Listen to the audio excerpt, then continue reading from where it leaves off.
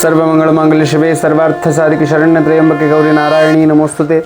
सृष्टिस्थिति विनाशानां शक्तिभूते सनातने गुणाश्रये गुणमये नारायणी नमोस्तुते।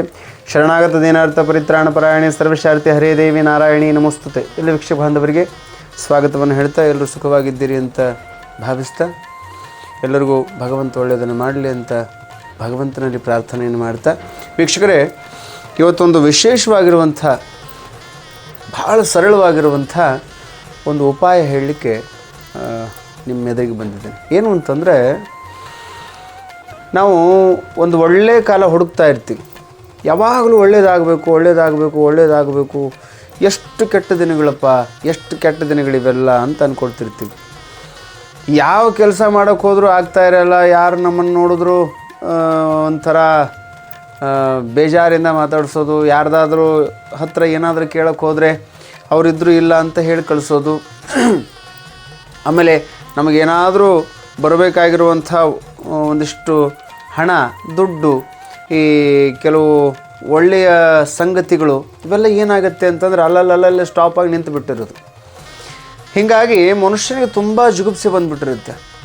ಅಂಥ ಸಂದರ್ಭದಲ್ಲಿ ಮನುಷ್ಯ ಏನು ಮಾಡಬೇಕು, ಯಾವ ರೀತಿಯಾಗಿ ಒಂದು ಸರಳ ಉಪಾಯವನ್ನು ಮಾಡಿಕೊಂಡ್ರೆ ಯಾವ ರೀತಿಯಾಗಿ ಉತ್ತಮವಾಗಿರುವಂಥ ಬೆಳಕು ಸಿಗುತ್ತೆ ಅಂದರೆ, ನಮಗೆ ಶುಕ್ರ ಅನ್ನುವಂಥವನು ಭಾಳ ಶುಕ್ರನ ಏನಿರಬೇಕು ಅಂತಂದರೆ ಕರುಣೆ ಇರಬೇಕು ಅಂತ ಹೇಳ್ತಾರೆ.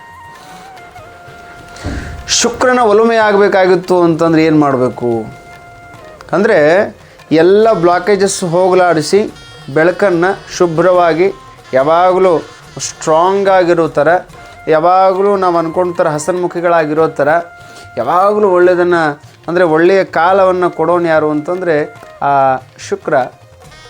ಅವ ನಮ್ಮ ಮೇಲೆ ಕರುಣಾ ದೃಷ್ಟಿಯನ್ನು ಬೀರಬೇಕು ಅಂತಂದರೆ ನಾವು ಏನು ಮಾಡಬೇಕು ಅಂತಂದರೆ, ಈ ಮೊಸರು ಸಿಗುತ್ತೆ, ಮೊಸರು ಏನು ಮಾಡಬೇಕು ಅಂತ ಕೇಳ್ಬೋದು ನೀವು. ನಾವು ಊಟ ಮಾಡ್ತೀವಲ್ಲ, ಮೊಸರು ಅಂದರೆ ಮೊಸರನ್ನು ತೊಗೊಂಡು ಬರಬೇಕು. ಮೊಸರನ್ನು ತೊಗೊಂಡು ಬಂದು ಏನು ಮಾಡಬೇಕು ಅಂತಂದರೆ, ನಾವು ಅದನ್ನು ಉಪಯೋಗ ಮಾಡಬೇಕು. ಹೇಗೆ ಉಪಯೋಗ ಮಾಡಬೇಕು ಅಂತ ನೀವು ಕೇಳಬಹುದು. ಯಾಕಂದರೆ ನಮ್ಗೆ ಯಾರಿಗೂ ಸಮಯ ಇಲ್ಲ. ಈಗ ಬೇಗ ಹೇಳಿಬಿಡ್ರಿ.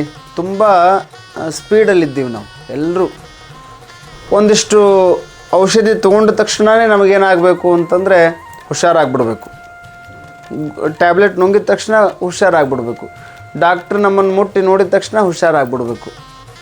ಅದು ಹೆಂಗೆ ಸಾಧ್ಯ ಅಂದರೆ, ಸ್ವಲ್ಪ ಅದು ನಮ್ಮ ಮೈಗೆ ಹತ್ತಬೇಕಲ್ಲ ಅದು ಔಷಧಿ. ಡಾಕ್ಟ್ರ್ ಹೇಳಿ ಕೊಟ್ಟಿರುವಂಥ ಔಷಧಿ ಒಂದು 3-4 ದಿವಸ ಹೋಗಬೇಕು. ಆವಾಗ ಹೆಂಗೆ ರೋಗ ಗುಣಮುಖವಾಗುತ್ತೆ, ಹಂಗೆ ಒಂದು ಒಳ್ಳೆಯ ಯೋಗ ಬರಬೇಕಾಗಿತ್ತು ಅಂತಂದರೆ ನಾವು ಅದನ್ನು ದಿನ ಮಾಡ್ತಾ ಹೋಗಬೇಕು. ವಾರದಲ್ಲಿ ಒಂದು 3-4 ಸರ್ತಿ ಇದನ್ನು ಮಾಡ್ತಾ ಹೋಗೋದು. ಸಿಂಪಲ್ ಆಗಿದೆ ಟಿಪ್ಸ್. ಏನು ಸರಳ ಉಪಾಯ ಏನಪ್ಪ, ಮೊಸರು ತೊಗೊಳ್ಳೋದು. ಆ ಮೊಸರನ್ನು ತೊಗೊಂಡು ಇಲ್ಲೇನಿದೆಯಲ್ಲ ಈ ಮೌಂಟ್, ಈ ಭಾಗಕ್ಕೆ ಇಲ್ಲೇನು ಇದೆಯಲ್ಲ, ಇಲ್ಲಿ ಈ ಅಂಗೈ ಮೇಲೆ, ಈ ಉಬ್ಬಿರುವಂಥ ಈ ಪ್ರದೇಶದ ಮೇಲೆ ಏನು ಮಾಡಬೇಕು ಅಂತಂದರೆ, ಈ ರೀತಿಯಾಗಿ ಮೊಸರಿರುತ್ತೆ. ಆ ಮೊಸರನ್ನು ತೊಗೊಂಡು ಈ ರೀತಿಯಾಗಿ ತೊಗೊಂಡು ಅದನ್ನು ಹೀಗೆ ಹಚ್ಬೇಕು. ಹೀಗೆ ಹಚ್ತಾ ಹೋಗೋದು. ಈ ಮೌಂಟ್ ಮೇಲೆ ಈ ರೀತಿಯಾಗಿ ಹಚ್ಬಿಡೋದು.